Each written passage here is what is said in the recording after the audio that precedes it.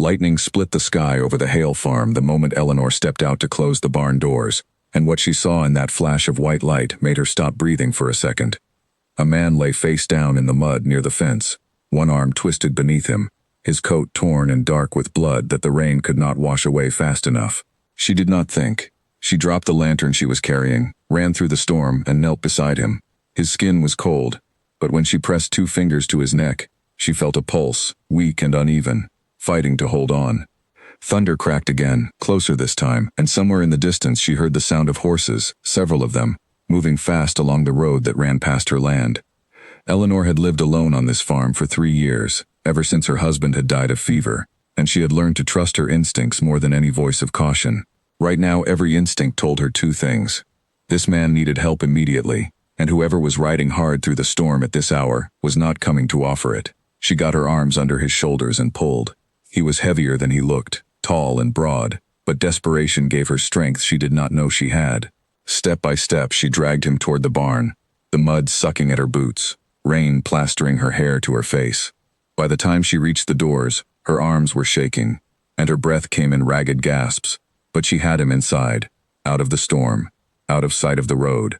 She lit the lantern with trembling hands and looked at him properly for the first time. He was young, perhaps 30, with a strong jaw shadowed by several days without a razor, and hands that, despite the mud and blood, did not look like the hands of a common traveler.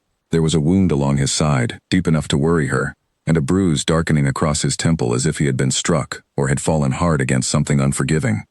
Outside, the sound of hooves grew louder, then slowed. Eleanor's heart climbed into her throat. She blew out the lantern and pressed herself against the wall beside the door, listening. Voices carried faintly over the drumming rain. Men calling to one another, asking whether anyone had seen a rider pass this way, whether any farm along this road had taken in a stranger tonight. She held her breath until her lungs burned. The voices moved on. The hoofbeats faded into the storm. Only when she was certain they were gone did Eleanor let herself breathe again, and only then did she notice that the wounded man's eyes had opened, just barely, and were fixed on her in the darkness. "Who?" he managed, his voice a broken whisper. "Are you?" "Someone who just saved your life," Eleanor said, relighting the lantern with hands that had finally stopped shaking. "Now be still. You are bleeding, and I intend to keep you alive whether you cooperate or not." He tried to sit up and failed, falling back against the hay with a sound of pain he clearly tried to hide. Eleanor pressed a hand firmly against his chest. "I said be still. Whatever trouble is chasing you, it stopped at my fence line, not in my barn. You are safe here. For now." "For now," he repeated, and something like a tired smile crossed his face before his eyes closed again, and he slipped back into unconsciousness. Eleanor worked through what remained of the night. She cleaned the wound at his side with water boiled over her small stove, wincing in sympathy each time he flinched even in sleep. She bound it with strips torn from an old sheet, checked the bruise at his temple, and covered him with the thickest blanket she owned. When dawn finally crept gray and reluctant over the fields, she sat back on a bale of hay, exhausted, and studied the stranger she had pulled from the storm. His clothes, she noticed now in the better light, were finely made beneath the mud and tears, the kind of stitching she had only ever seen on visitors passing through from the city, or on the rare occasions when Ravenshire Manor sent representatives down to collect rents from the tenant farms. His boots were good leather, well cared for. His hands, though scraped and bloodied, were not the calloused hands of a laborer. Whoever he was not what he seemed to be lying broken in her barn. She did not have long to wonder. Her brother-in-law, Peter, arrived just after sunrise, as he often did, ostensibly to check on her but in truth to remind her, subtly and not so subtly, that a widow alone could not manage a farm forever, and that he would be only too glad to take the burden of it off her hands, along with the land itself. Eleanor met him at the gate before he could reach the barn. "You look tired," Peter said, studying her face with the particular attention of a man looking for weakness to exploit. "Storm kept me up," Eleanor said. "Lost some fencing on the east side. Nothing I cannot repair myself." "You always say that." Peter's eyes drifted toward the barn. "Heard riders on the road last night. Soldiers, some say. Looking for someone. I heard them too. They did not stop here. Lucky then." He did not look convinced, but he did not press further. Not yet. He never did, not directly. Peter preferred to circle, to wait, to let worry do his work for him. He left after a few more minutes of unwelcome advice about her fences and her future, and Eleanor watched him go with a tightness in her chest that had nothing to do with the storm. When she returned to the barn, the stranger was awake, propped weakly against the hay, watching the door with wary eyes that softened only slightly when he saw it was her. "You are still here," he said. "It is still my barn. I meant that you did not hand me over to whoever was outside." Eleanor knelt beside him and checked the bandage at his side, relieved to see the bleeding had slowed. "I do not know who you are, or who is looking for you, or why. But I know a wounded man does not deserve to be left in the mud, and I know that men who chase someone through a storm in the dead of night rarely have honest reasons for it. You assume I am the wronged party. Are you not?" He was quiet for a long moment, his gaze distant, as though searching for an answer he could not quite reach. "I do not remember," he said finally, and there was something raw and frightened beneath the words that told her it was true. "I remember riding. I remember pain. I remember falling. Beyond that, there is only darkness." Eleanor studied him, weighing the strangeness of his clothes against the honesty in his eyes, and made a decision that she suspected, even then, would change the shape of her life. "Then we will call you Alan, until your memory returns and gives you a better name. You will stay here, quietly, and heal. And you will tell no one what little you do know, not until we understand who is hunting you and why. Why would you help a man you know nothing about? Because 3 years ago, I learned that kindness withheld out of fear helps no one," Eleanor said, rising to fetch him water and bread. "And because whoever those riders were, I did not like the sound of them one bit." Outside, the storm had passed, leaving the fields washed clean and glistening under a pale morning sun. But far beyond the farm, in the halls of Ravenshire Manor, a very different scene was unfolding. Edmund Ravenshire stood before a gathered assembly of stewards and household staff, his face arranged into an expression of solemn grief that did not quite reach his eyes.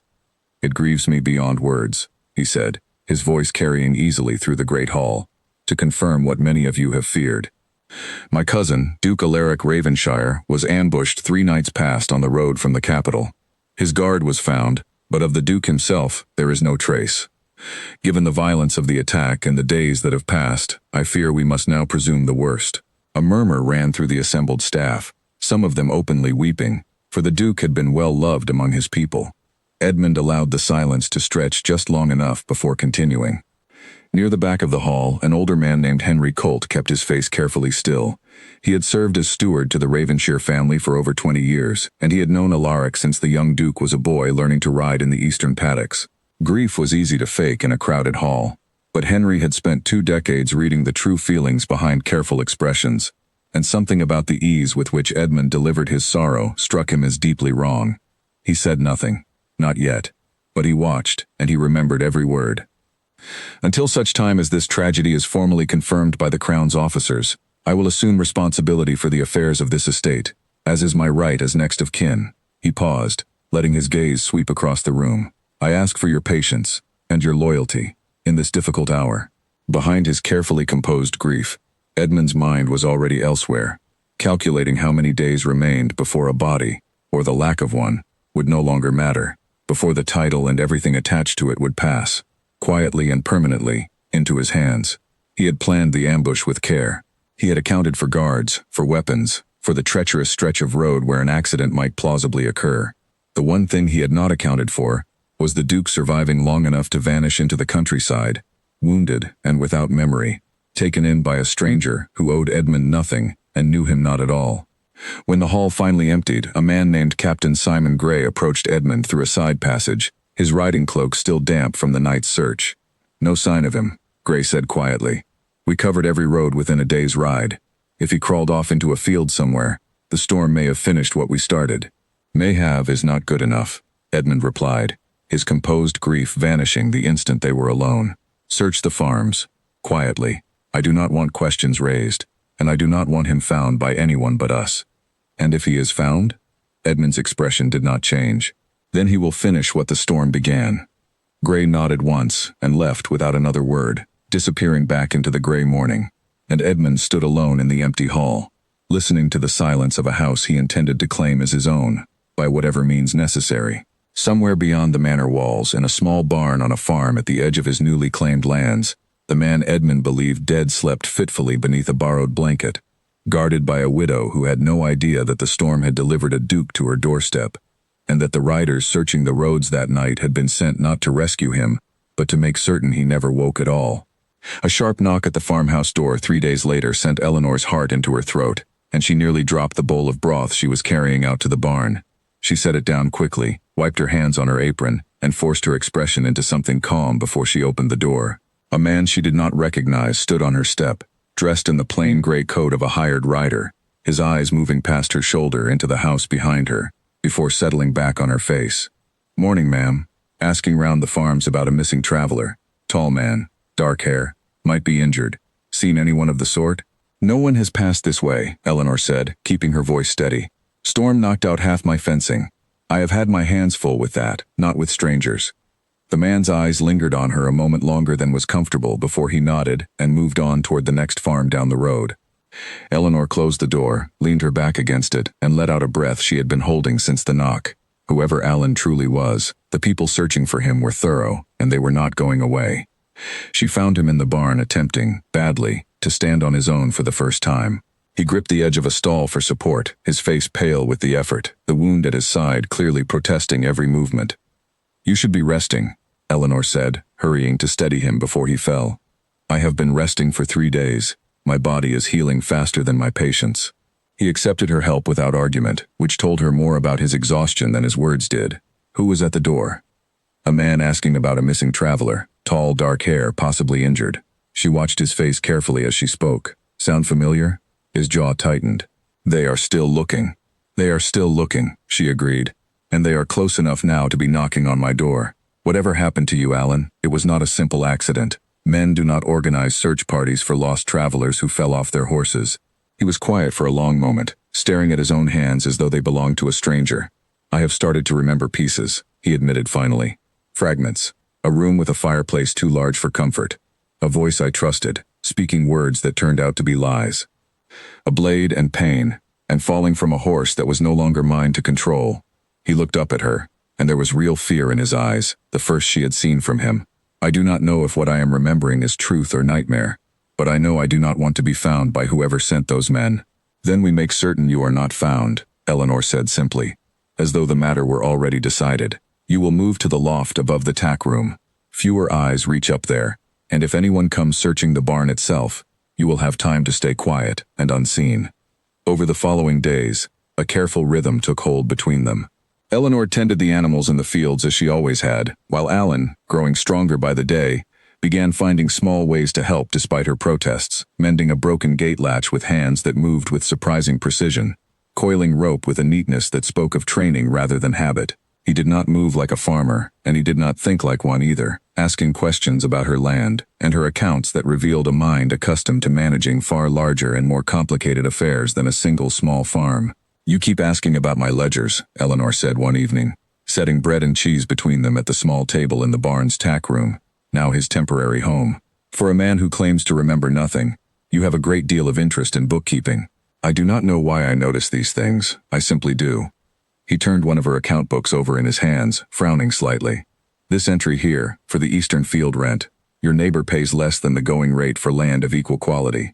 My neighbor is my brother-in-law, and he likes to remind me that generosity from family should be met with gratitude, not complaint." Something in Alan's expression sharpened. "Peter Hale."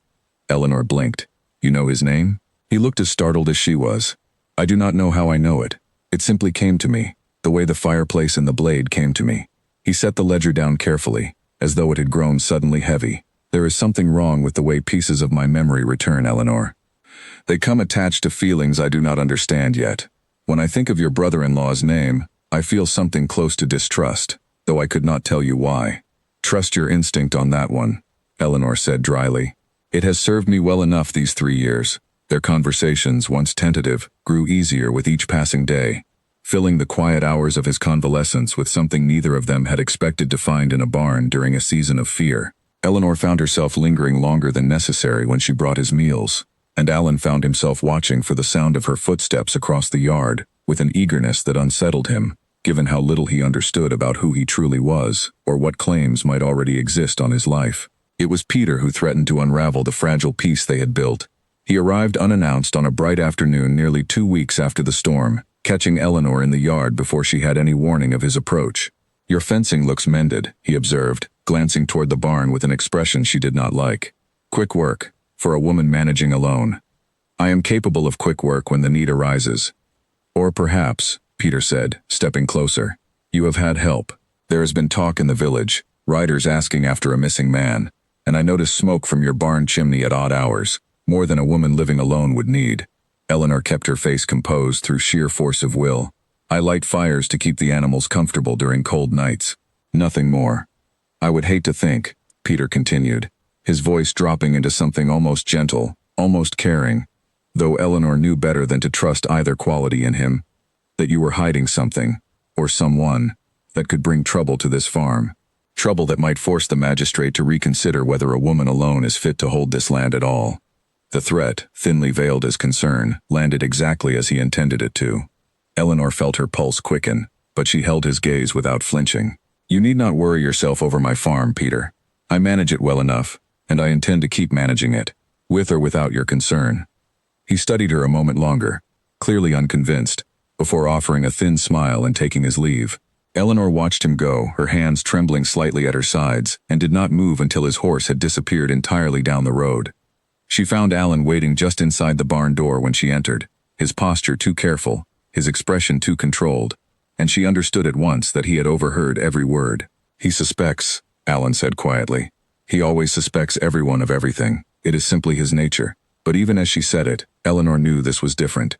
Peter had never before threatened to involve the magistrate, and the threat had not been idle. I should leave, Alan said, the words clearly costing him something. Before I bring real danger to your door. You have already risked more for me than I had any right to ask. You asked for nothing, Eleanor reminded him.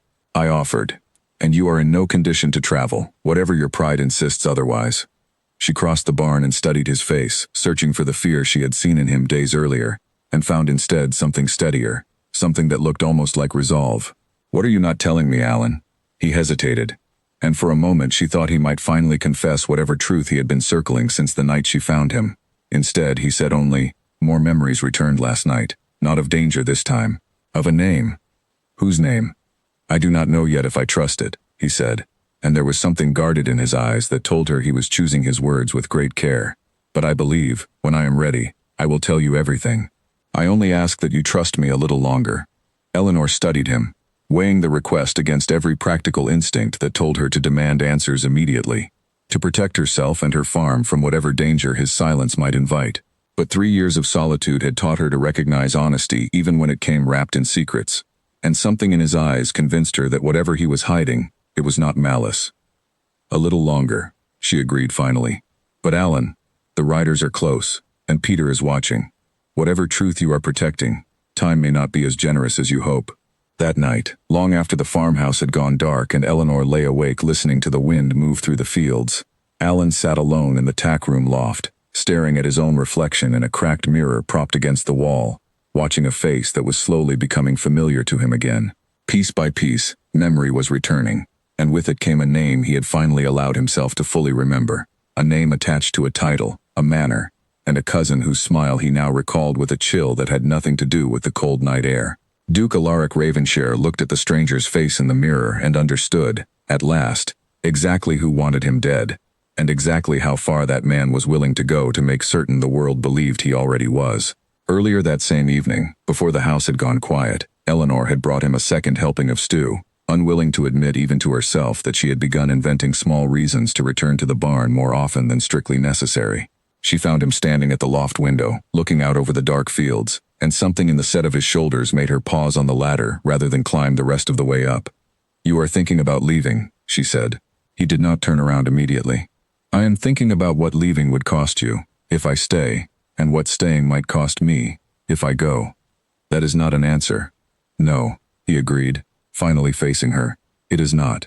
He studied her for a long moment in the low lamplight, and she found she could not read his expression, though something in it made her pulse quicken in a way that had nothing to do with fear of discovery. May I ask you something, Eleanor? You may ask. I do not promise to answer. Why do you keep helping me, when every sensible instinct should tell you to send me away? You have a farm to protect, a brother-in-law circling like a hawk, and strangers riding the roads asking questions that could bring real trouble to your door. Any other woman would have turned me out days ago. Eleanor considered the question honestly before answering. Because 3 years ago, when my husband died, half this village turned its back on me, rather than risk involvement in a widow's troubles. I remember exactly how that felt, to need help and watch people look away out of fear or convenience. I decided then that I would not become the kind of person who does the same to someone else, whatever the cost to myself. She met his eyes steadily. That is the whole of my reason. Nothing more complicated than that. I do not believe that is the whole of it, Alan said quietly. But I will not press you for more than you wish to give, since you have extended me the same courtesy. Something passed between them in that moment, unspoken but unmistakable, and Eleanor found herself retreating down the ladder before it could grow into something neither of them was prepared to name. Elsewhere that night, Henry Colt sat alone in the estate's small records office, long after the rest of the household staff had retired, poring over travel logs and guard rosters from the night of the ambush. He was not a man given to reckless suspicion, but 2 decades of service had taught him to notice patterns others missed, and the pattern forming in front of him troubled him deeply. The guards assigned to the Duke's escort that night had been reassigned only days before the journey, replaced by men personally selected by Edmund himself. The official search parties, dispatched with great public fanfare, had covered the main roads thoroughly, while somehow neglecting the smaller farm lanes where a wounded man on foot would most likely seek shelter. And Captain Gray, whom Henry had known for years as a soldier of modest ambition, had suddenly acquired an expensive new horse and a noticeably heavier purse. Henry closed the ledger carefully and sat in the dark for a long while, weighing loyalty against risk. He had served 2 generations of the Ravenshire family faithfully, and he was not prepared to abandon that service now, whatever danger it might invite. Quietly, without informing another soul in the manor, he began making plans of his own, resolving to search the eastern farms himself before Edmund's men finished the task Henry now suspected had never been about rescue at all. Miles away, in the study at Ravenshire Manor, Edmund Ravenshire reviewed a report from Captain Gray with growing frustration, his finger tracing a line on a map that marked every farm his men had searched without success. 3 farms remained unchecked along the eastern road, small holdings not yet worth his notice, tenant land of little consequence. He circled one in particular, a modest farm belonging to a widow named Hale, and made a note to send Gray there personally before the week was out. The sound of breaking glass shattered the quiet of the farmhouse kitchen, and Eleanor spun around to find Alan gripping the edge of the table, his face white, a shattered cup at his feet, his eyes fixed on something only he could see. Alan. She crossed the room quickly, catching his arm before his knees could buckle. Alan, look at me. His breathing came ragged, his gaze finally focusing on her face rather than the memory that had seized him. The fireplace, he said, his voice unsteady. I remember the room now, completely. Edmund was standing by the fireplace. He was smiling. He told me the roads east were unsafe this season, that I should take a smaller guard than usual to avoid drawing notice from bandits. His hands trembled where they gripped hers. I trusted him. He is my cousin. I have known him my entire life, and I trusted him, and he sent me directly into an ambush. Eleanor guided him into a chair, her mind racing even as she kept her voice calm for his sake. Edmund, the same Edmund who has taken control of the Ravenshire estate in your absence. You know of this? The whole county knows of it. Word reached the village market 3 days ago. The Duke of Ravenshire is presumed dead, ambushed on the road from the capital, and his cousin has assumed management of the estate until the crown confirms the succession. She watched his face carefully as she spoke, understanding now with sudden, cold clarity exactly what she had been sheltering in her barn for the past 2 weeks. You are the Duke. He did not deny it. He could not anymore. Not with the memory sitting so clearly and terribly complete in his mind. I am Alaric Ravenshire, he said quietly, and my own cousin arranged to have me killed so that he could claim my title, while the world believes he grieves my loss. The revelation settled over the kitchen like a physical weight. Eleanor sat across from him, her thoughts tangled between fear and disbelief, and something that felt uncomfortably close to betrayal, even though she understood, rationally, that he had told her nothing but the truth as he had known it at the time. You should have told me sooner, she said finally. I did not know sooner, not with certainty. Fragments are not the same as memory, Eleanor, and until tonight I could not have sworn to you that any of it was real, rather than nightmare. He reached across the table, not quite touching her hand, stopping just short as though uncertain of his welcome. I am sorry for the danger my presence has brought to your door. I understand now why you asked what you were not telling me. I simply did not have an answer worth giving until this moment. Eleanor studied him for a long moment, weighing the fear rising in her chest against the 2 weeks of quiet honesty she had witnessed in every other part of his behavior. His gentleness with her animals, his careful respect for her space and her decisions, the steady kindness that had nothing to do with rank or title. "A duke," she said slowly, testing the word. "In my barn, mending my fences." An unconventional arrangement, I admit. Despite everything, a small, disbelieving laugh escaped her, quickly swallowed by the seriousness of their situation. "This changes things, Alaric." She used his true name deliberately, watching him absorb the sound of it spoken aloud after so many days of hiding behind a borrowed one. "If Edmund believes you dead, and you reveal yourself now without protection, without proof of his treachery, he will simply try again, more carefully this time. I know it." His jaw tightened with a resolve she had not seen from him before. The quiet steadiness of a farmhand replaced suddenly by something harder, more commanding, the bearing of a man accustomed to responsibility far beyond mending fences. "I cannot walk into Ravenshire Manor and announce myself without allies, without evidence, without a plan that accounts for how thoroughly Edmund has already positioned himself. If I move too soon, I hand him the opportunity to finish what he started. This time, somewhere I cannot survive it." "Then we do not move too soon," Eleanor said. "We move carefully." "But Alaric, you cannot stay hidden in my barn forever. Peter already suspects something. Riders are searching the farms one by one. Time is not on our side." "There is a man at the manor I believe I can still trust," Alaric said, closing his eyes as though searching through fog for a familiar shape. "An older steward. He served my father before me. If any memory of loyalty still exists within those walls, it exists in him. Can you recall his name?" Henry Colt. Saying it aloud seemed to steady something in him, as though the name itself were an anchor pulling more solid memory to the surface. He would not have accepted Edmund's story easily. He was never a man to accept convenient explanations without questioning them first. "Then perhaps he is already questioning," Eleanor said. "But we cannot simply ride to the manor and ask for him. If Edmund controls the household, any message we send could as easily reach the wrong hands." "No," Alaric agreed. "We need proof before we need allies. Proof that the ambush was arranged, not accidental. Proof strong enough that even those loyal to Edmund out of fear rather than conviction would be forced to abandon him. Where would such proof exist? The guards assigned to my escort that night were not the men who usually rode with me. If Edmund replaced them deliberately, there will be a record of it somewhere, in the household ledgers or the stable rosters. Numbers do not lie, even when men do." He looked at her with something like gratitude. "You have already taught me that much, watching how carefully you guard your own accounts against Peter's quiet attempts to shortchange you." Their planning stretched late into the night, candles burning low as they mapped out what allies might remain loyal to him, what evidence might exist to expose Edmund's treachery, what path forward might lead to justice rather than another ambush. Eleanor found herself drawn more deeply into his confidence with each passing hour, not merely as his protector but as something closer to a partner in the dangerous work ahead. And if she noticed how naturally her hand found its way near his across the table, how easily their voices fell into quiet agreement, she pushed the awareness aside in favor of more urgent concerns.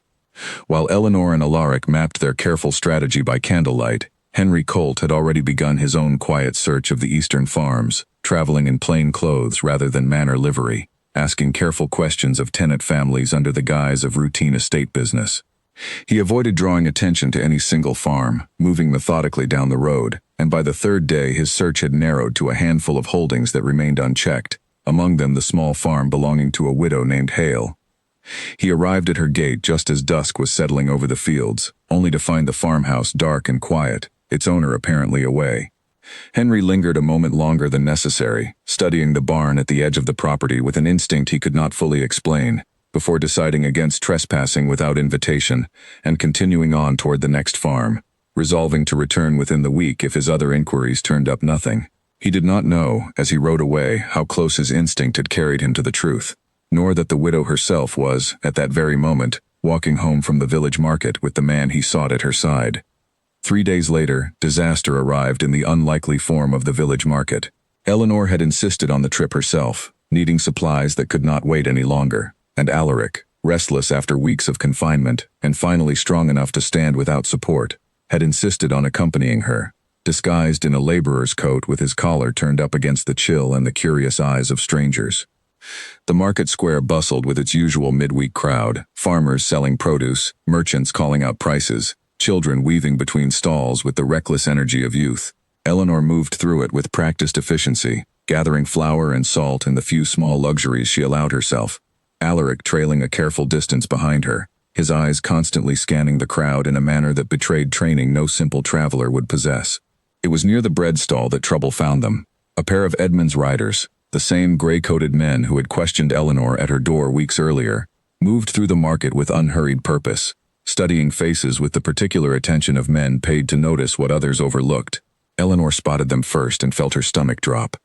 "Alan," she murmured, using his false name out of long habit even now, catching his sleeve and steering him toward a narrow gap between stalls. "Do not look toward the bread cellar." "Two of them, moving this way." He obeyed instantly, years of caution evidently not entirely erased by memory loss, ducking his head and allowing her to guide him deeper into the crowd, using the press of bodies as cover. But the market square was not large, and the riders were thorough, moving methodically from stall to stall, and within minutes their path would cross directly with Eleanor's own. "There is no clean way out of this square without passing them," Eleanor whispered, her mind racing through options and finding each one worse than the last. She glanced toward the far side of the square, calculating the distance to the road home, the number of stalls still separating them from the riders, the likelihood that a sudden retreat would draw more attention than a slow, careful approach. Every option carried risk. The square had only 2 exits, and the riders had positioned themselves, whether by design or simple chance, close enough to the nearer one that reaching it without passing directly under their gaze seemed impossible. A child's ball rolled across her path, chased by a laughing boy who nearly collided with her skirts, and for one heart-stopping moment, Eleanor feared the small commotion would draw exactly the kind of attention they could not afford. It did not. The rider's eyes remained fixed on the crowd beyond, scanning for a face that matched whatever description Edmund had given them, a face Alaric had gone to considerable trouble to obscure beneath his turned-up collar and borrowed cap. Alaric's hand found hers, warm and steady despite the danger closing around them. "Then we do not run. Running draws eyes. We walk, together, as though we have nothing in the world to hide." He pulled his collar higher and, with a boldness that startled her, drew her closer against his side, as though they were simply a couple, browsing the market on an ordinary afternoon. "Trust me."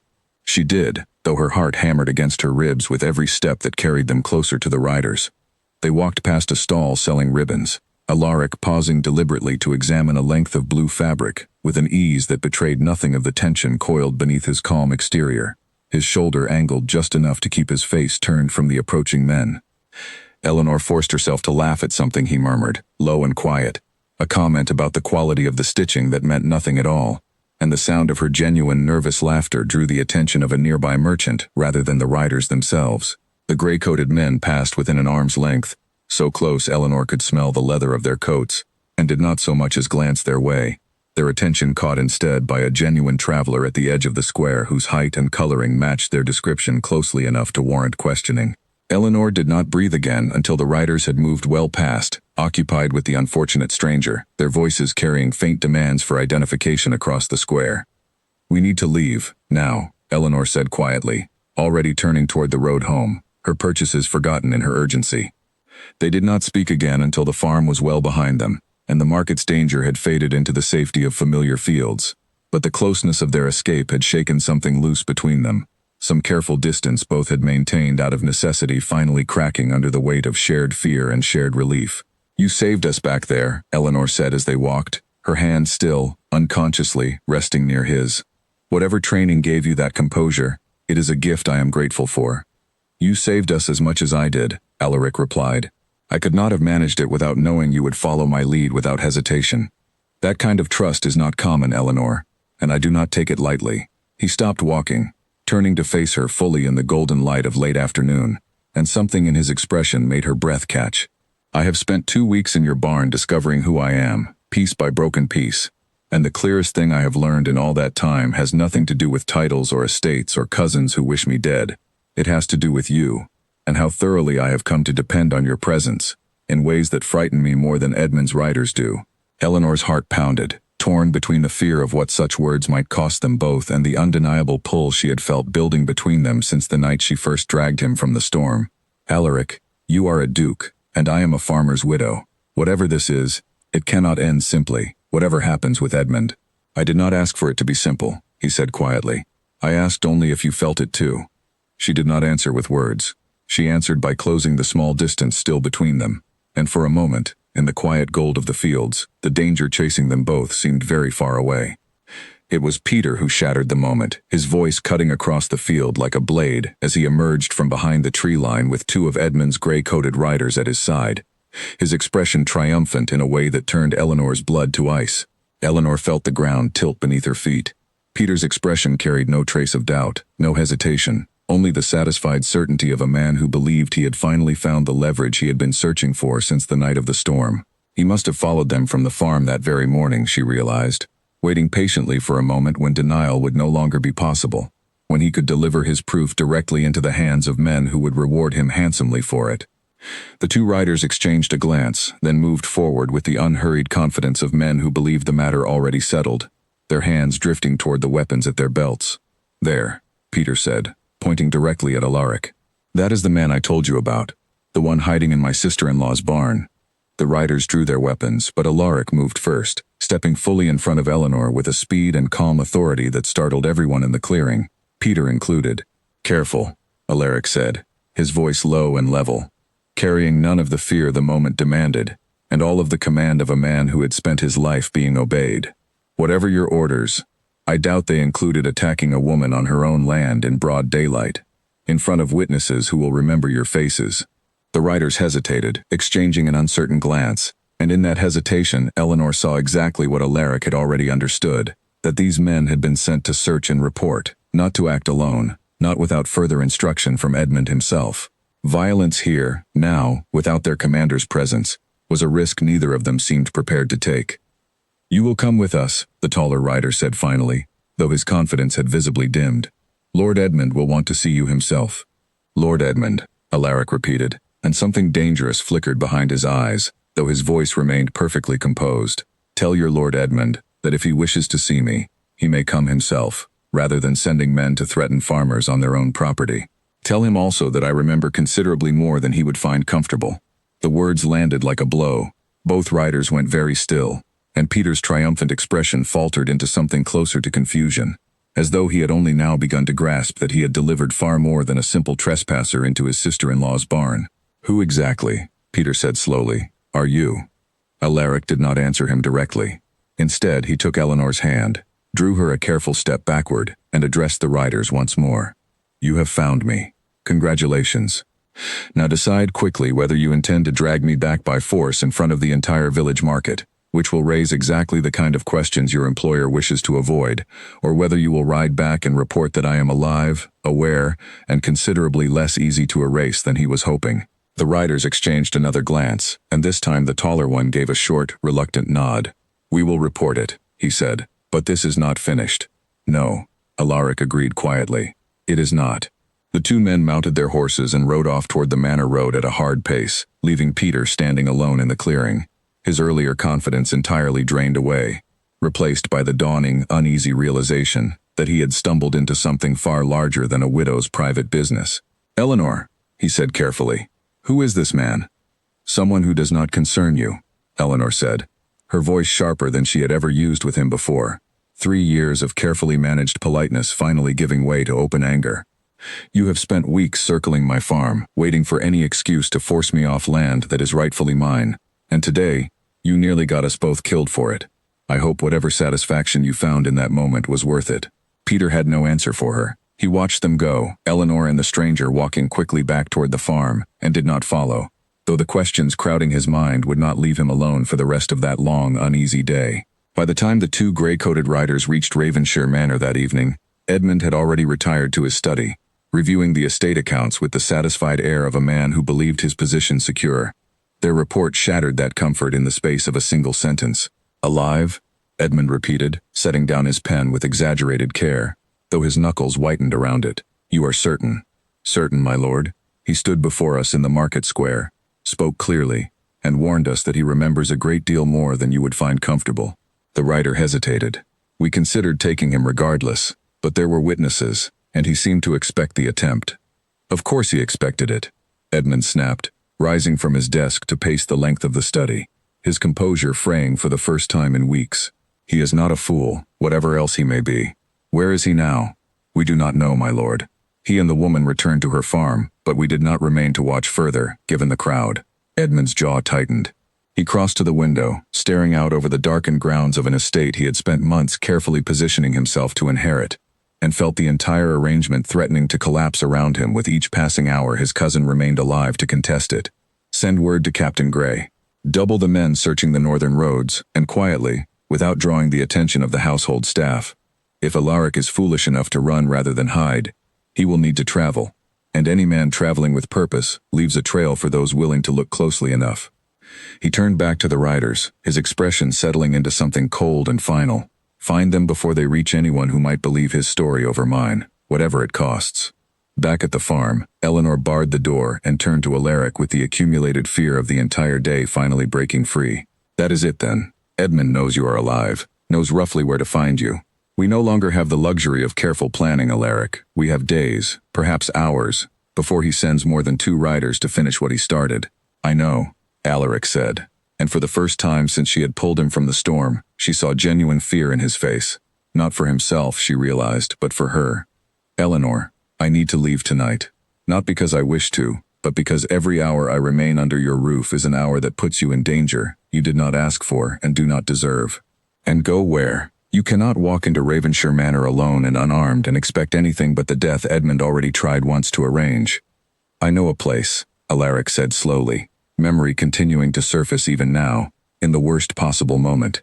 A hunting lodge, 2 days' ride north, that belonged to my father before me. Few know of it, and fewer still would think to search there. I can reach it, gather my strength, and find a way to contact Henry Colt without drawing Edmund's attention directly to you. Eleanor felt something twist painfully in her chest at the thought of him leaving, an ache she recognized, with some reluctance, as more than simple concern for a man she had sheltered out of duty. And if Edmund's men find you on the road before you reach it, then I will have died trying to reclaim what is mine, rather than hiding in a barn while my cousin steals it entirely, Alaric said, his voice quiet but resolute. I will not let that happen to you, Eleanor. Whatever comes next, I will not let my presence be the reason you lose this farm, or worse.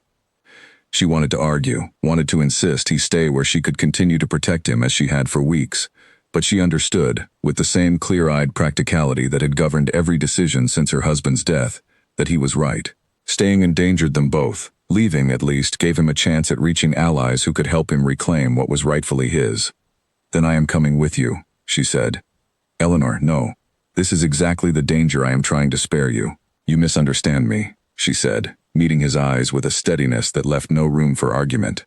I am not asking your permission. Peter already knows enough to make my position here impossible, regardless of what happens next. If Edmund's men return and find this farm empty, they may simply burn it in frustration rather than leave empty-handed. I have as much reason to run as you do now, and considerably more reason to see Edmund answer for what he has done, since his greed has cost me any peace I had left in this life. Alaric studied her for a long moment, torn between the instinct to protect her by insisting she remain behind, and the growing recognition that Eleanor Hale was not a woman easily commanded into safety she had not chosen for herself. Then we go together, he said finally.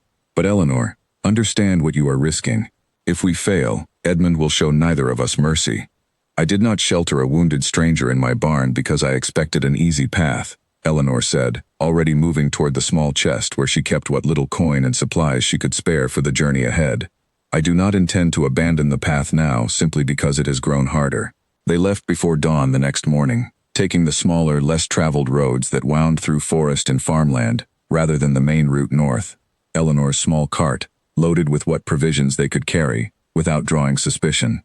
Alaric, riding beside her on a horse borrowed quietly from a neighbor, who asked no questions, in exchange for a fair price, and Eleanor's assurance of secrecy.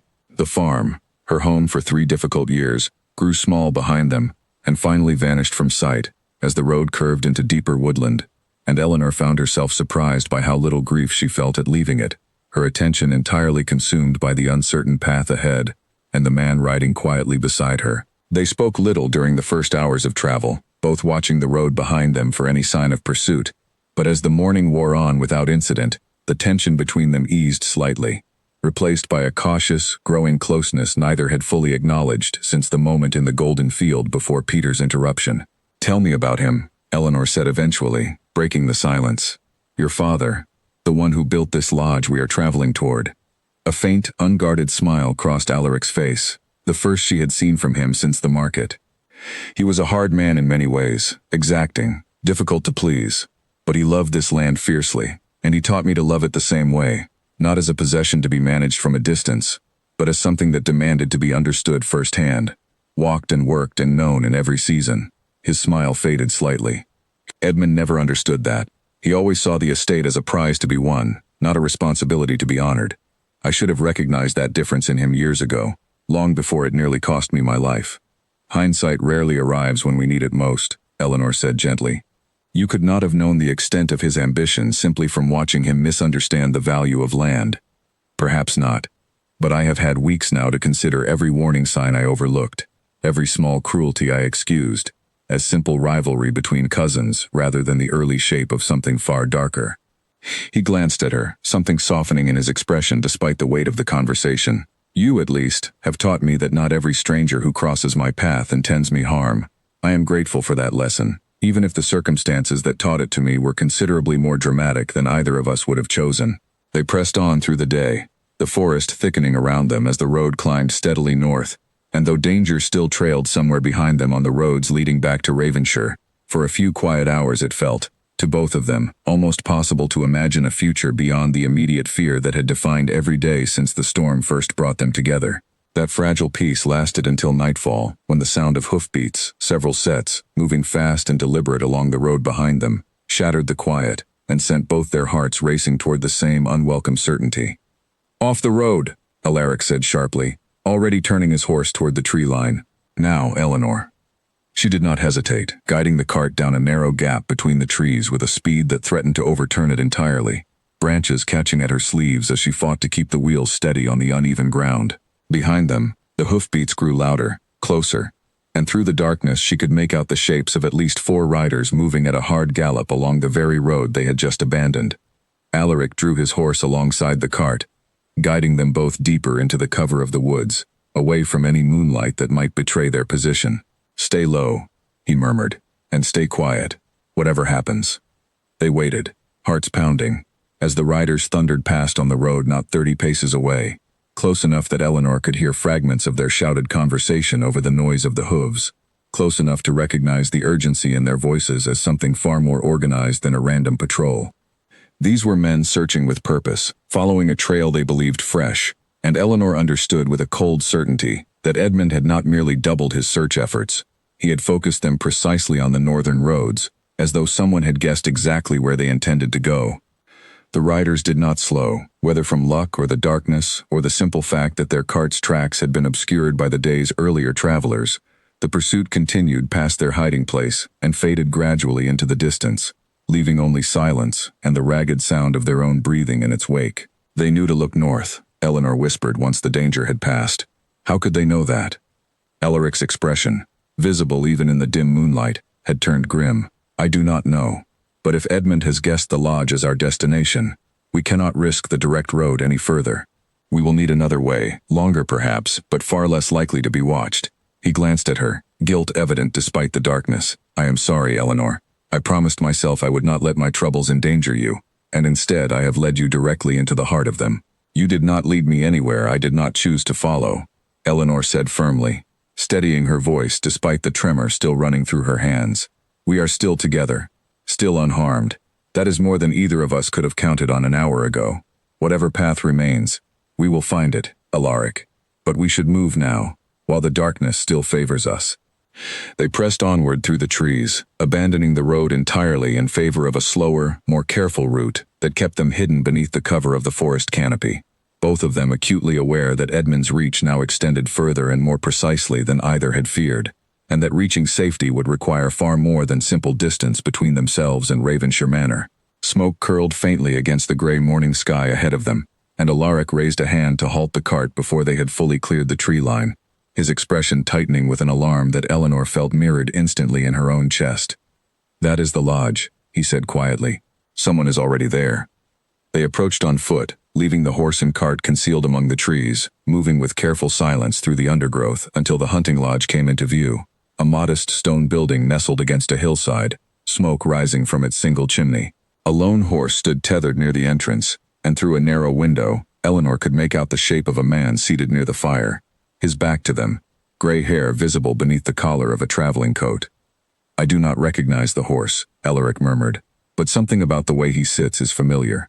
They crept closer, and it was Eleanor who finally caught a clear look at the man's profile as he turned to add wood to the fire.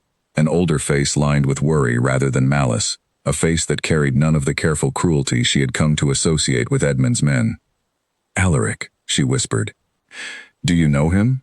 Recognition broke across Alaric's face like sunrise, relief flooding features that had carried tension for days without pause. "Henry," he breathed, and before Eleanor could caution restraint, he had crossed the remaining distance and pushed through the lodge door. The older man spun at the sound, one hand reaching instinctively for a blade at his belt, before the sight of Alaric's face stopped him entirely, the color draining from his cheeks in shock, before flooding back in overwhelming relief. "Your Grace," Henry Colt said, his voice breaking on the words. "I feared you truly gone. I have searched every farm along the eastern road for 2 weeks, certain Edmund's story was a lie, praying I would find some trace of you before his men did. You found the truth before I did, in some ways," Alaric said, gripping the old steward's shoulders with genuine warmth. "I did not remember my own name for the first week, Henry. Without Eleanor's care, I would not have survived long enough to remember it at all." Henry's eyes moved to Eleanor, standing cautiously in the doorway, and something in his weathered face softened with gratitude too deep for simple words. "Then this household owes you a debt it can never fully repay, madam." He turned back to Alaric, his expression sharpening into the practical focus of a man accustomed to solving difficult problems. "Your Grace, we have little time. Edmund grows desperate. His men now search every road within 2 days' ride, and I fear he suspects the lodge as a possible refuge, given how thoroughly he studied your father's habits before making his own plans. We were followed on the northern road last night," Alaric confirmed grimly. "Only luck and darkness kept us from discovery." "Then luck is a resource we cannot continue relying upon." Henry moved to the small table near the fire, spreading out several documents he had clearly brought with considerable risk to himself. "I have spent 2 weeks gathering what proof I could of Edmund's treachery. Guard rosters showing he replaced your usual escort with men of his own choosing days before your journey. Correspondence I found carelessly left in his study, discussing payment to a certain party for services regarding, in his words, a permanent solution to matters of inheritance. It is not everything, Your Grace, but it is enough to raise serious doubt before the Crown's officers, enough that Edmund would find himself facing very uncomfortable questions, rather than a smooth transition of title." Alaric studied the documents with growing intensity, memory and fury combining into something formidable behind his eyes. "This is enough to end him." "It may be enough to force an inquiry," Henry cautioned. "Ending him will require you standing before witnesses who can confirm you are exactly who you claim to be. And Edmund will not simply step aside because a few documents suggest wrongdoing. He has spent weeks consolidating loyalty among the staff, weeks presenting himself as the rightful heir to a tragic loss. Some will believe him still, even faced with evidence, simply because believing the alternative means admitting they served a man capable of murder without realizing it. Then we give them no room for doubt," Eleanor said, stepping fully into the conversation for the first time. "A quiet inquiry, conducted behind closed doors, gives Edmund every opportunity to twist the evidence, to claim forgery, to buy the silence of anyone wavering. But a public confrontation, in front of the full household and whatever officers of the Crown can be gathered on short notice, leaves him nowhere to retreat." Henry regarded her with new respect. "The lady speaks sense, Your Grace. A private inquiry serves a man like Edmund far better than open exposure. He has built his position on careful, controlled appearances.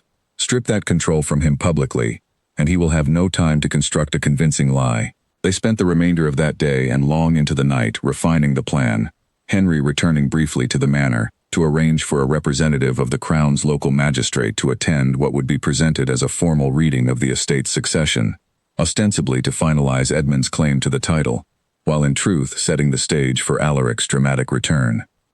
Eleanor, watching the two men work together with the easy familiarity of decades of trust, found herself both reassured and increasingly aware of how quickly the quiet, uncertain days in her barn were giving way to something far larger than either of them had originally intended, a confrontation that would determine not only Alaric's future, but the fate of an entire estate and everyone who depended upon it. "You do not have to be present for this," Alaric told her quietly that evening, as Henry slept fitfully near the fire and the two of them sat together outside, beneath a sky finally clear of storm clouds.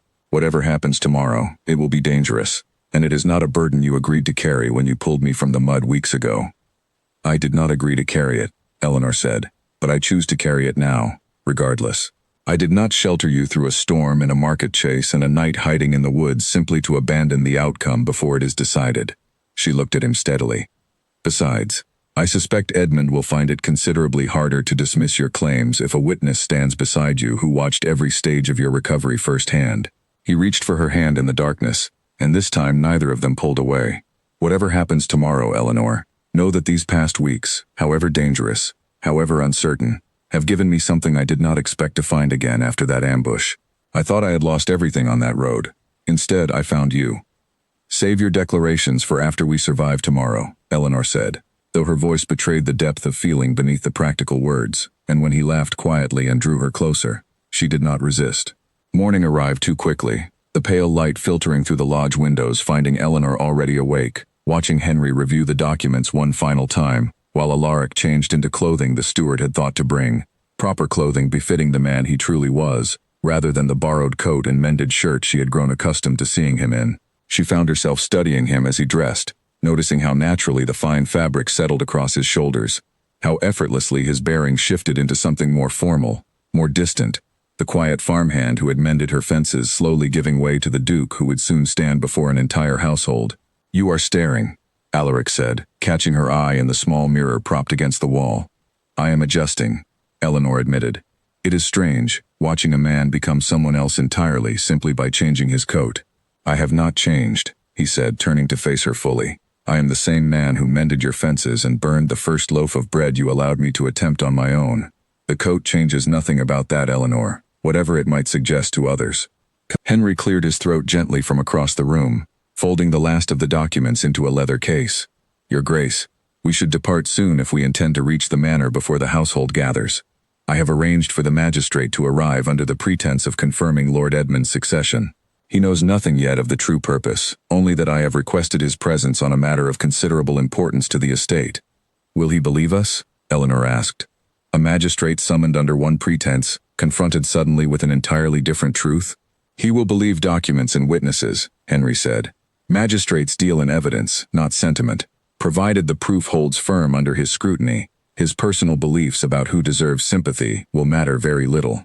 The ride back toward Ravenshire Manor passed in tense quiet, each of them privately rehearsing the confrontation ahead, and Eleanor found her earlier confidence wavering slightly as the manor's high stone towers finally came into view above the tree line, larger and grander than anything she had imagined while listening to Alaric describe his childhood home and the quiet evenings of his recovery. This was the world he truly belonged to, she thought, watching the estate grow closer with each passing mile, a world of titles and formal halls and inherited responsibility that stood in stark contrast to the small, simple farm she called her own. By the time they arrived, Ravenshire Manor's great hall had already filled with household staff and tenant representatives, gathered under the pretense of a formal announcement regarding the estate's succession. Edmund stood before them at the head of the hall, dressed in somber, formal attire, his expression carefully arranged into solemn dignity as he prepared to accept, before witnesses and the Crown's local magistrate, full and permanent title to lands and position he had spent months carefully engineering to claim. He had just begun his prepared remarks, speaking of grief and duty and the heavy responsibility he accepted with humility, when the great doors at the rear of the hall swung open, and silence fell across the room as every head turned toward the figure standing in the doorway. Alaric Ravenshire, dressed simply but unmistakably himself, walked the length of the hall with Eleanor at his side, and Henry Colt a step behind, his gaze fixed directly on his cousin's face, watching every flicker of shock and calculation pass across Edmund's carefully composed features. Please, Alaric said, his voice carrying clearly through the stunned silence of the hall. Do continue, cousin. I would very much like to hear how you intend to explain my death to a room full of witnesses who can plainly see I am standing before them. Gasps rippled through the assembled crowd, staff and tenants alike murmuring in disbelief, some weeping openly with relief, others simply staring in stunned confusion at a man they had been told, with great confidence, was surely dead. Edmund's face cycled rapidly through shock, fear, and finally a desperate attempt at composure, as he struggled to recover control of a situation collapsing entirely beyond his ability to manage it. Alaric, he managed finally, you are alive. Thank heaven. We feared the worst after the ambush. I sent every rider I could spare to search for you. Did you? Alaric interrupted, his voice cutting through the lie with icy precision. Strange then that the men you sent searching seemed considerably more interested in silencing me than rescuing me. When they finally found me in the village market weeks ago, he turned to address the room directly, drawing a folded document from inside his coat. I have here correspondence, recovered from my cousin's own study, discussing payment for what he termed a permanent solution regarding my inheritance. I also have guard rosters proving he personally replaced my usual escort with men of his own selection, days before the ambush that was meant to end my life on that road. The magistrate, a stern man who had come expecting only routine confirmation of succession, stepped forward with sudden sharp interest, extending his hand for the documents Henry now offered him for official examination. Edmund's composure finally shattered entirely. "This is absurd," he said, his voice rising with a desperation that undermined every word of denial. "Fabrications, designed to discredit me, likely produced by this woman he has been hiding with, some farmer's widow, with ambitions far above her station." "Careful," Alaric said, his voice dropping into something dangerous enough that Edmund fell instantly silent. "The woman you insult saved my life when your ambush left me bleeding in a storm. She sheltered me for weeks at considerable risk to herself, asking nothing in return but honesty, which is considerably more than you have offered this household in your entire tenure managing affairs that were never rightfully yours to manage." The magistrate examined the documents carefully, his expression growing increasingly grave, while murmurs of shock and rising anger spread through the assembled crowd. Several members of the household staff who had served Edmund's brief tenure with quiet unease now stepped forward, offering their own small observations. Strange orders given, unusual payments made, details that individually meant little, but collectively painted a damning picture of calculated treachery. "Lord Edmund Ravenshire," the magistrate said finally, his voice heavy with formal authority. "Given the serious nature of these accusations and the evidence presented, I am obligated to detain you for full investigation by the Crown's officers. Should these documents prove genuine, and I have every reason at present to believe they will, you will face charges considerably more severe than the loss of an inheritance you sought to claim through murder." Edmund's eyes darted wildly around the hall, searching for any remaining ally, any path of escape, and found none. The staff who had so recently accepted his authority now regarded him with open horror, and the guards stationed at the hall's entrances, loyal ultimately to the estate rather than to any single claimant, moved forward at the magistrate's signal to take him into custody. "You cannot do this," Edmund said, his voice cracking as reality finally overtook his careful plans. "I am still your blood, Alaric, whatever you believe I have done." "You stopped being anything to me the moment you chose murder over patience," Alaric said quietly, watching without pity as his cousin was led from the hall in restraints. "I hope, cousin, that whatever remains of your life gives you sufficient time to understand exactly what you threw away, and exactly what it cost you." The hall remained in stunned silence long after Edmund's departure, until finally Henry Colt stepped forward and, with the simple, practiced authority of decades of loyal service, addressed the assembled crowd. "Your true duke stands before you, alive and rightfully restored to his position. I ask that this household extend him the same loyalty it extended, however briefly and however deceived, to the man who tried to steal his place." A cheer rose slowly through the hall, gathering strength until it filled the great space entirely, staff and tenants alike surging forward with relief and celebration to welcome home a man they had genuinely mourned and now, just as genuinely, rejoiced to see restored. Eleanor stood slightly apart from the celebration, watching Alaric accept the emotional welcome of a household that clearly loved him deeply, and felt, despite her relief at their survival, a small, unexpected ache of uncertainty settle into her chest. He was truly a duke now, restored fully to a life of title and estate and responsibility that stretched far beyond anything a simple farm could offer. And Eleanor, watching him from the edge of a hall filled with people who belonged to his world in ways she never could, found herself wondering, for the first time since the storm, whether the closeness they had built in her barn and on the road could possibly survive the return to everything he had lost and just reclaimed. 3 weeks passed before Eleanor saw Alaric again, and every one of those weeks felt heavier than the last. She had returned to her farm the day after the confrontation in the great hall, insisting she was needed there despite Henry's polite suggestion that she remain at the manor as an honored guest, while the estate settled into order under its rightful duke once more. Alaric had not argued against her leaving, though something in his expression when she said her farewells suggested he understood, perhaps better than she did herself, exactly why she felt the need to put distance between them so quickly. The truth, which Eleanor admitted to herself only in the quiet hours after the farm chores were done, and the house had gone dark, was fear. Not fear of Edmund, whose arrest and pending trial had already become the talk of every village within riding distance, but fear of watching Alaric fully return to a life so far removed from her own, that the closeness they had built in her barn might simply dissolve under the weight of everything he was reclaiming: the title, the responsibilities, the countless obligations of a duke that left little room for a farmer's widow who had known him only as a wounded stranger called Alan. Peter, to Eleanor's quiet satisfaction, had not returned to trouble her since that day in the clearing. Word had reached him, as it had reached everyone, exactly whom he had nearly delivered into Edmund's hands, and whatever calculations he had once made regarding her farm and her vulnerability had clearly been abandoned in favor of a cautious, uncomfortable distance he seemed unwilling to breach again. Eleanor threw herself into the rhythm of farm work with a determination that left little time for reflection during daylight hours, mending the fences Peter had once used as an excuse to visit, tending her animals, preparing for the coming harvest with the same steady competence that had carried her through 3 years of solitude before the storm changed everything.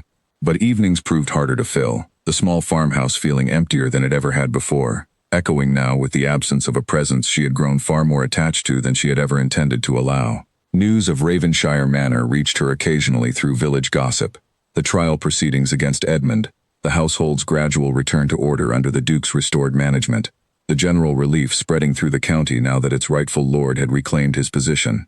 Eleanor listened to these reports with careful, guarded interest, telling herself she was simply curious about the outcome of events she had played a small part in, though she suspected her own heart understood the deeper truth of her attention far better than her pride was willing to admit.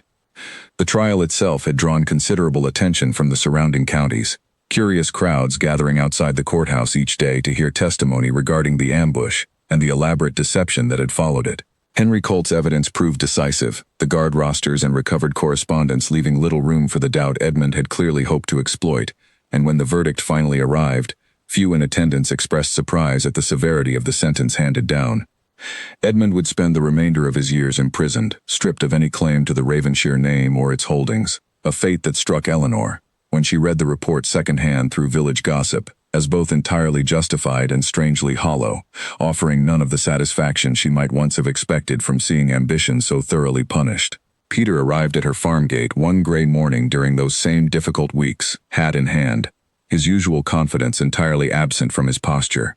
Eleanor nearly turned him away without a word, still raw from the danger his greed had nearly cost them both, but something in his evident discomfort convinced her to hear him out. "I have thought a great deal about that day in the clearing," Peter said, unable to fully meet her eyes. "About what might have happened, had those men been less cautious, or had you and your companion been less quick to think. I did not know who he truly was, Eleanor, but that is a poor excuse for nearly delivering you both into danger simply to satisfy my own resentment over land I was never entitled to in the first place." "No," Eleanor agreed evenly. "It is not a good excuse at all. I do not expect forgiveness," Peter continued, twisting his hat between restless hands. "I only wish to say that I am sorry, truly, and that whatever claims I once made on your farm, I withdraw them entirely and permanently. You have built something here through your own strength, without any help from me, and I was wrong to ever suggest otherwise." Eleanor studied him for a long moment, weighing years of quiet friction against the genuine discomfort evident in his apology. "I appreciate you saying so, Peter. I cannot promise the trust between us returns easily, or quickly, but I am willing to let the matter rest, provided it truly does rest, going forward." He nodded, visibly relieved, and left without pressing further.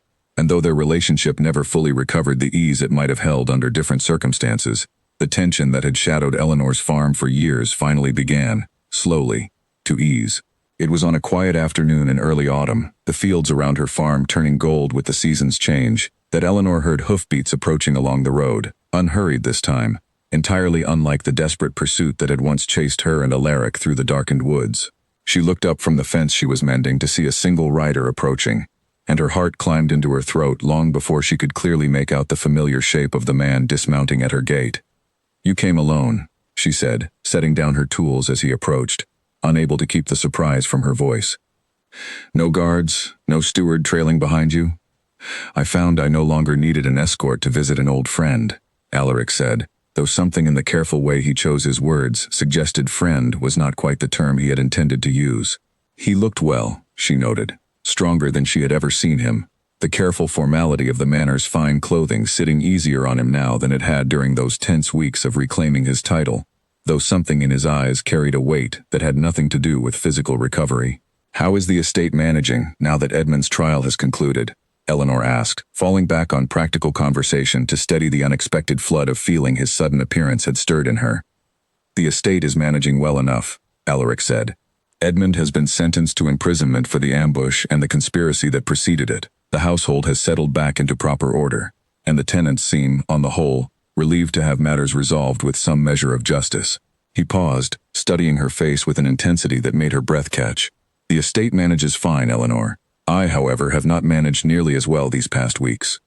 "What do you mean?" "I mean that I sit in halls far grander than this farmhouse, surrounded by staff eager to attend to my every need, and I find myself thinking constantly of a small kitchen table where I once ate simple bread and cheese, with a woman who asked nothing of me but honesty." He crossed the remaining distance between them, close enough now that Eleanor had to tilt her head to meet his eyes. "I have spent 3 weeks trying to convince myself that the closeness we shared during my recovery was simply the product of danger and dependency, that returning to my proper life would naturally dissolve whatever I felt for you into something more manageable, more appropriate to our very different circumstances." Eleanor's heart pounded, though she kept her voice carefully even. "And has it? Dissolved, I mean?" "No," Alaric said simply. "If anything, the distance has only clarified it. I did not fall for you because I was frightened and alone in your barn, Eleanor, though I will admit the circumstances gave us little choice but honesty with each other from the very beginning. I fell for you because you are the most genuinely good person I have ever known, kind without calculation, brave without needing anyone to witness it, and I have spent 3 miserable weeks in a manor full of people who bow to my title without truly knowing me at all, missing the one person who came to know me completely before she ever learned I had a title worth bowing to." "Alaric," Eleanor said softly, "you are a duke.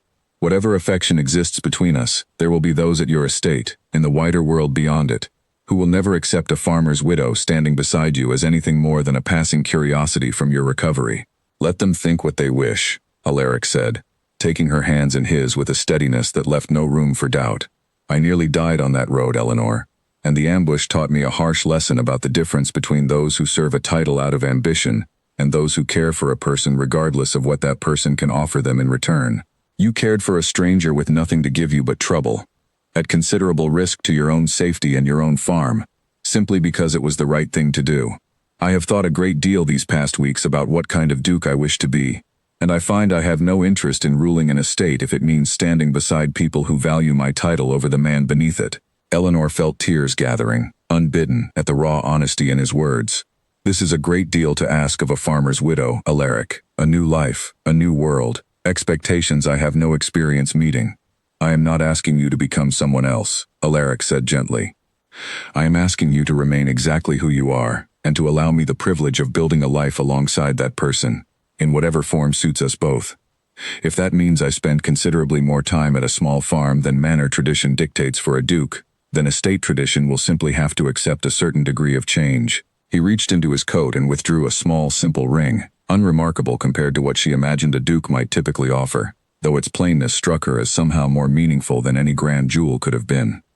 "This belonged to my mother, who I am told cared little for the pomp of her position and considerably more for the people she loved. I would be honored, Eleanor Hale, if you would wear it, and if you would consider building whatever future comes next beside me, on whatever terms we build it together." Eleanor looked at the ring, then at the man holding it, remembering the wounded stranger she had dragged through mud and rain weeks earlier, remembering every quiet evening since when his presence had slowly, carefully, become something she could not imagine living without. "I never expected any of this," she said, her voice unsteady with emotion, "when I opened my barn door to a storm." "Neither did I," Alaric admitted, "when I collapsed at your fence line with no memory of who I was. But I have learned, these past months, that the best parts of a life rarely arrive according to plan. They simply arrive, and it falls to us to recognize them when they do." He waited, watching her face with a vulnerability she had rarely seen from him, even during the most frightening moments of their shared danger. "Will you have me, Eleanor? Not as a duke seeking a convenient match, but as the man you already know, asking honestly for a life beside the woman who saved him." "Yes," Eleanor said, the word arriving without hesitation, certainty flooding through her with a warmth that chased away every doubt she had carried through the long, lonely weeks of his absence. "Yes, Alaric, I will have you." He slipped the ring onto her finger with hands that trembled slightly despite his careful composure, and when he drew her close afterward, the kiss that followed carried none of the caution or fear that had shadowed every earlier moment between them, only the simple, overwhelming relief of two people finally allowed to want each other without danger circling at the edges of the moment. Their wedding took place at Ravenshire Manor 2 months later, a smaller, quieter ceremony than tradition might have dictated for a duke's marriage, held at Eleanor's insistence in the gardens rather than the grand hall, surrounded by household staff who had come to genuinely love her during her visits, tenant families from both the manor's lands and her own former farm, and Henry Colt standing proudly at Alaric's side, as the closest thing to family the Duke had left who had never once wavered in his loyalty. Grace, a young woman from the village who had befriended Eleanor over the years and helped tend the farm during the busiest seasons, stood beaming among the guests, insisting afterward that she had suspected something extraordinary was unfolding in Eleanor's barn, long before the truth became public knowledge, a claim Eleanor accepted with fond skepticism rather than argument, grateful simply for the presence of familiar, loving faces amid the unfamiliar grandeur of the occasion. Henry, for his part, could not stop smiling throughout the ceremony, occasionally wiping at his eyes when he believed no one was watching closely enough to notice. The culmination of decades of loyal service, finally rewarded with the sight of the family he had served, restored to happiness rather than tragedy. Eleanor kept the farm rather than selling it, unable to fully let go of the land that had sheltered her through both hardship and the beginning of an unexpected love, and Alaric, true to his word, spent considerably more time there than manor tradition might have preferred, the two of them dividing their days between the grand responsibilities of the estate and the quiet, simple pleasures of the small barn where their story had first begun. On the evening of their wedding, as the last of the guests finally departed and the manor settled into quiet, Eleanor stood with Alaric in the same gardens where they had exchanged their vows, watching the sun set gold and warm over land that now, impossibly, belonged to them both. "Do you ever think about that storm?" she asked. "About how differently everything might have turned out if I had not gone out to close the barn doors that night?" "Every day," Alaric admitted, drawing her close against the cool evening air. "I think about how easily I might have died in that field, unnoticed, unremembered, if you had simply stayed inside where it was warm and safe. I owe you my life, Eleanor, in every sense that matters."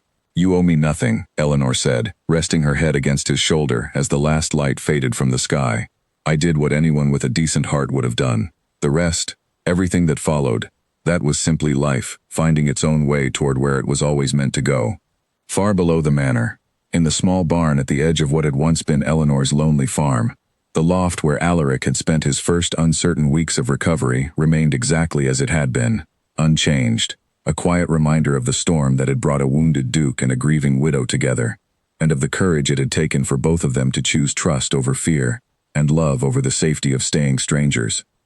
A year after the wedding, a message arrived at the manor that neither Eleanor nor Alaric had expected, carried by a messenger from the capital with the official seal of the crown pressed into dark wax. Alaric broke it open at the breakfast table, his expression shifting from mild curiosity to genuine surprise, as he read the contents aloud to Eleanor. The Crown, having reviewed the full circumstances of Edmund's conspiracy and the considerable evidence gathered against him, had decided to formally honor both Alaric's survival and the role played by those who had protected him, extending an invitation for the Duke and Duchess of Ravenshire to attend a ceremony in the capital, recognizing their contribution to exposing a plot against the nobility that, left unchecked, might have encouraged similar schemes elsewhere in the kingdom. "A ceremony," Eleanor repeated, setting down her cup with a faint frown. "In front of the entire court." "It seems so," Alaric said, watching her reaction carefully. "You do not have to attend, if the thought troubles you. I could travel alone and represent us both." "No," Eleanor said, after a moment's consideration, her earlier hesitation giving way to something firmer. "I did not survive that storm, and everything that followed it, only to hide from a room full of nobles now. If they wish to honor what we endured, I intend to stand beside you while they do it." The journey to the capital took the better part of a week, and Eleanor found herself increasingly nervous as the grand towers of the royal court came into view, aware that whatever confidence she had built managing her farm and, more recently, portions of the Ravenshire estate, meant little to a court accustomed to judging newcomers by birth and breeding rather than character. Alaric, sensing her unease during the final approach, took her hand firmly in his own. "Whatever they think of you," he said quietly, "I know exactly who you are, and so does everyone whose opinion has ever truly mattered to me. let the court think what it wishes. The ceremony itself proved less intimidating than Eleanor had feared. A formal but warm recognition of their ordeal delivered before an assembly of nobles and officials, many of whom approached afterward with genuine curiosity, rather than the cool judgment she had braced herself to endure. Word of the farmer's widow who had sheltered a wounded duke through danger and deception had clearly spread well beyond the county of Ravenshire, and rather than scorn, Eleanor found herself met with something closer to fascination. Several noblewomen requesting, with evident sincerity, to hear the full account of the storm, and everything that had followed it. It was during a quiet moment away from the crowded hall, standing on a balcony overlooking the capital's sprawling gardens, that Eleanor finally allowed herself to relax fully into the strange, unexpected turn her life had taken. "You handled that considerably better than I did, the first time I attended a formal court function," Alaric admitted, joining her at the railing. "I was perhaps 16, terrified, and spilled wine directly onto the ambassador from a neighboring kingdom within the first hour." Eleanor laughed, the sound easy and genuine, in a way that would have seemed impossible during those anxious weeks hiding Edmund's men from her barn. "I find that difficult to picture, given how composed you were, even wounded and half delirious in my kitchen." "Composure is a skill, not an instinct," Alaric said. "One I am still grateful you gave me ample opportunity to practice, under considerably more forgiving circumstances than a royal ballroom." One elderly noblewoman in particular, the wife of a minister with considerable influence at court, drew Eleanor aside during a quiet moment in the gardens and studied her with sharp, assessing eyes that softened gradually into something like admiration. "You do not carry yourself like most who marry into title," the woman observed. "Most arrive here anxious to prove themselves worthy of a rank they were not born to. You carry yourself as though the rank matters considerably less to you than the man who offered it." "It does matter less," Eleanor admitted honestly. "I did not fall in love with a duke, madam. I fell in love with a wounded stranger, who mended my fences, and asked for nothing but honesty in return. The title arrived afterward, almost as an inconvenience to manage, rather than a prize to be won." The woman laughed, a genuine, surprised sound that drew curious glances from nearby guests. "That, my dear, is precisely why the court will eventually come to respect you, whatever whispers circulate in the meantime. Titles are common enough in these halls. Genuine character is considerably rarer and considerably more difficult to counterfeit convincingly." She patted Eleanor's hand with unexpected warmth before returning to the ballroom, leaving Eleanor to reflect with quiet satisfaction that perhaps the court's judgment would prove less harsh than she had originally feared. They remained in the capital only long enough to fulfill the obligations of the ceremony before returning gladly to Ravenshire, both of them, despite the honor of the recognition, far more eager for the quiet rhythms of home than the ongoing attention of court society. The farm welcomed them back with the changing colors of a new season, and Eleanor found herself settling once more into the familiar work of the land, now balanced carefully alongside her growing responsibilities at the manor, a division of life she had once feared impossible but had, through patient effort on both their parts, learned to manage with growing ease.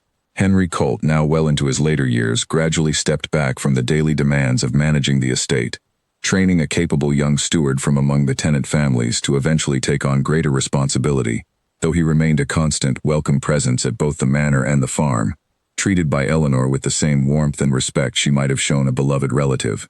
He took particular pleasure, in those later years, in recounting the story of the storm and the barn to anyone within earshot who had not yet heard it, embellishing certain details with each retelling, until Eleanor gently teased him about the growing size of the storm itself, which had somehow, in Henry's telling, come to rival the worst tempests in living memory. Grace, whose friendship with Eleanor had only deepened following the wedding, eventually married a young farmer from a neighboring holding, and Eleanor took great satisfaction in helping arrange the modest, joyful celebration, grateful for the chance to offer someone else the same kindness and support she had once received from unexpected quarters during her own darkest, most uncertain days. As for Peter, the fragile peace established between him and Eleanor slowly, gradually, grew into something closer to genuine family warmth, particularly after he began, quietly and without fanfare, assisting with the management of certain estate matters at Alaric's cautious invitation, a gesture that offered him purpose and income without any claim on land that was never rightfully his. It was not the relationship either of them might have chosen under simpler circumstances, but it was honest and steady, and considerably more than either had expected to salvage from the wreckage of their earlier conflict. 2 years after the wedding, Eleanor gave birth to a daughter, a small, fierce child with her mother's steady eyes and her father's stubborn chin, and the household at Ravenshire Manor, so recently defined by conspiracy and danger, filled instead with the ordinary, precious chaos of new family life.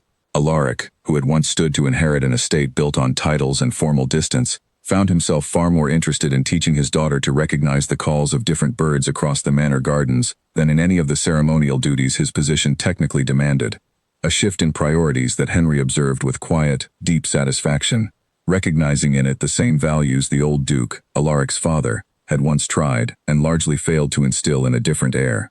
On the evening of their daughter's first birthday, Eleanor stood once more in the small barn, at the edge of what remained, in her heart, still very much her own land, watching Alaric carry their daughter carefully through the space where his recovery had once unfolded in fear and uncertainty. "She will grow up hearing this story constantly," Eleanor said, watching him point out the exact corner where he had first opened his eyes to find a stranger determined to save him. "Henry will see to that, if no one else does.